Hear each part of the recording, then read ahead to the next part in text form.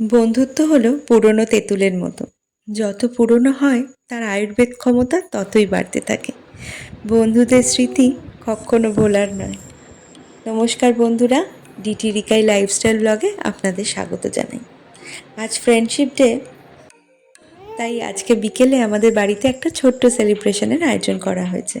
তাই রিশো তাড়াতাড়ি ঘুম থেকে উঠেও পড়েছে। ওকে রেডি করে আমি একটু ঘরটর গুছিয়ে নিয়ে বসলাম নিজে রেডি হতে।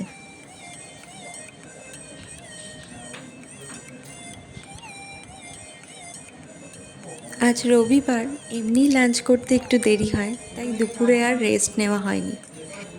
আমি তখন এদিকে রেডি হচ্ছি, পঙ্কজ তখন আজকে ইভিনিংয়ে স্ন্যাক্সের যে ব্যবস্থা ছিল সেগুলো অ্যারেঞ্জ করছে। ততক্ষণে দরজায় বেল বাজলো। সুমন্তদা আর শতাব্দী হাজির। সুমন্তদা কর্মসূত্রে বোলপুরে থাকে, তাই সারা সপ্তাহে ওর সাথে একটু কমই দেখা হয়। সারা সপ্তাহ আমরা সবাই নিজেদের মতো কাজে ব্যস্ত থাকি, তাই চেষ্টা করি সপ্তাহে একটা দিন, এই ছুটির দিনগুলোতে নিজেরা বন্ধুদের সঙ্গে একটু আড্ডা দেওয়ার, দেখা করার, একে অপরের সুখ দুঃখের সঙ্গী হওয়ার। কখনো অন্যরা এসে হাজির হয়নি, তখন আমরা নিজেরাই নিজেদের মতো একটু গল্প করছি।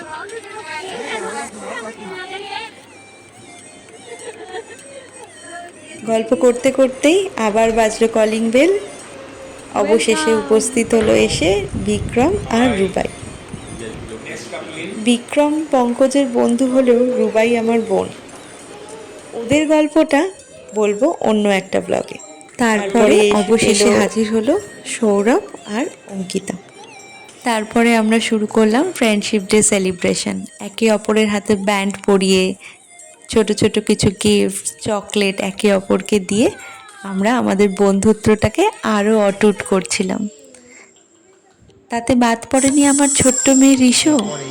ও অবাক হয়ে সবার দিকে দেখছিল আর ভাবছিল হয়তো মনে মনে যে কি পড়াচ্ছে সবার হাতে।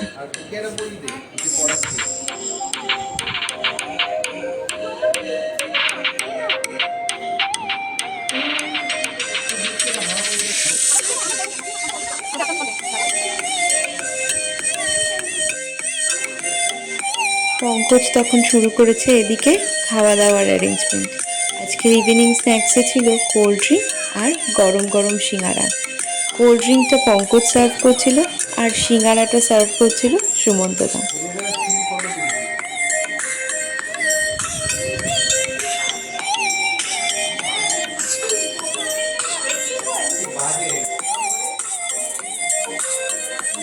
তারপরেই আমি চললাম কিচেনে সবার জন্য চা বানাতে।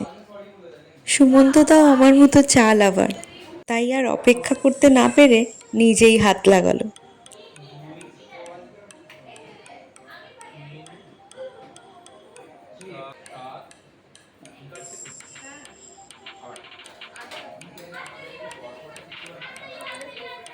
আমাদের দুজনের প্রচেষ্টায় বানানো চা খেয়ে সবাই তো বাহ বাহ বাহ করছিল। না, মিথ্যে কথা বলবো না, সত্যিই চাটা খুব ভালো হয়েছিল। চাটা খেয়ে আমরা বেশ খোশ মেজাজে বিকেলবেলা গেলাম ছাদে। তখন সূর্যি মামা অস্ত গেছে। কিছুক্ষণ খোলা হাওয়ায় আড্ডা দিলাম। তারপরে কেক কাটিং আর ডিনার দিয়েছিল আমাদের এই আজকের সেলিব্রেশনের এন্ডিং। সুমন্তদার আনা কেক আমরা কেটে একে অপরকে খাইয়ে শেষ করলাম আজকের এই সেলিব্রেশন। আর তারপরেই বেরিয়ে পড়লাম বাড়ির খুব কাছে ছোট্ট একটা ফুড জাংশনে ডিনারের উদ্দেশ্যে।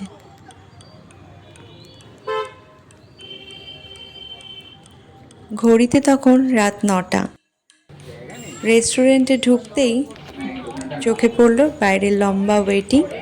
আমরাও অপেক্ষা করতে শুরু করলাম।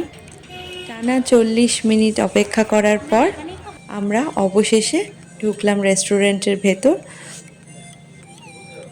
ভেতরে ঢুকেই তখন কেউ ব্যস্ত মেনু সিলেকশনে, আর কেউ ব্যস্ত নিজের সেলফি তুলতে, আর কেউ গালে হাত দিয়ে অবাক দৃষ্টে ভাবছে যে কখন খাবারটা আসবে। তারপর অবশেষে খাবার অর্ডার করা হলো আর শুরু হলো খাবার আসার অপেক্ষা। ততক্ষণে আমরা নিজেদের মতো একটু ছবি তুলছিলাম। খাবার সার্ভ করতেই তাড়াহুড়ো করে আমরা ডিনার কমপ্লিট করে বেরিয়ে পড়লাম বাড়ির উদ্দেশ্যে। ঘড়িতে তখন প্রায় রাত 11টা, তাই সকলেরই বাড়ি ফেরার তারা। তাই একে অপরকে টাটা জানিয়ে আমরা যে যার বাড়ির দিকে রওনা দিলাম। আজ এইটুকুই, দেখা হচ্ছে পরবর্তী কোনো ব্লগে।